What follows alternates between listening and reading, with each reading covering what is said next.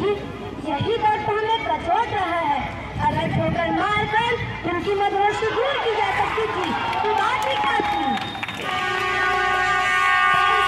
मैं औरों की बात नहीं जानती। आप मुझे आज्ञा दीजिए। मैं ठोकर मारने के लिए तैयार हूँ और मैं भी तैयार हूँ। भाई साहब चलो हम सब चलकर उनकी नींद हराम कर दें।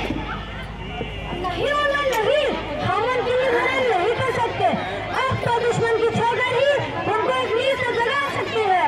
दुश्मन की ठोकर याद क्या कर रही है महारानी? आज उम्मीद तो उसकी ठोकर विश्वास दिखाई को और भी चौड़ा कर देती है। क्या तुम नहीं जानती हम एक दूसरे को किस दृष्टि से देखते हैं? क्या ऐसी स्थिति में मेरे कुछ कहने से शंकाओं की कतार भी नहीं उठेगी?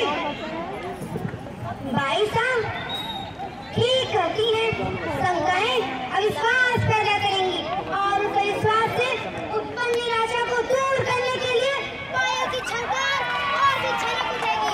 श्रीखंड और लड्डुओं पर जान लेने वाले ब्राह्मणों के आशीर्वाद का स्वर आगे तेज हो देगा।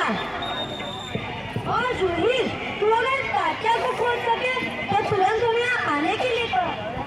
नहीं सकती, आपकी आज्ञा होने पर मैं पाताल से भी ला सकती हूँ। महारानी आपने सुना क्या रघुनाथ? महारानी जंगल राज की सेना ने मुराद में पेशवा की सेना को हरा दिया। क्या पेशवा की सेना हार गई? पेशवा की सेना हार गई? यह अच्छा ही हुआ। अब पेशवा की आंखें खुलेंगी। रघुनाथ अपनी सेना को तैयार होने की आज्ञा दो। रोजगार तक किला नहीं ले सकेगा। मैं जानता हूँ और कभी नहीं ले सकेगा। मैं अभी सेना को कुछ लिए तैयार करता हूँ। केवल आपको और जूही तुम भी जाओ। लेकिन शहरों शायद सरदार तात्या इधर ही आ रहे हैं। कहिए सरदार तात्या आज आप कैसे भूल पड़े? ऐसा मैं किसी के लिए सरदार हो सकता हूँ पर आपके लिए सेवा की हूँ।